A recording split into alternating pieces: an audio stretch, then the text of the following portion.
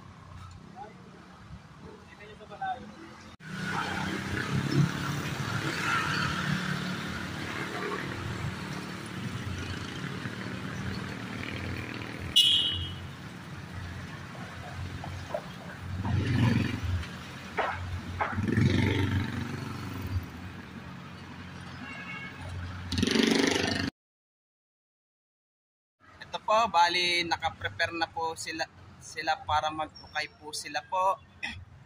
Ito po, may naka-prepare na rin yung bakal po para po doon sa poste ng North-South Commuter Railway po. Ito, para po tayo nagpapalipad po ng drone po.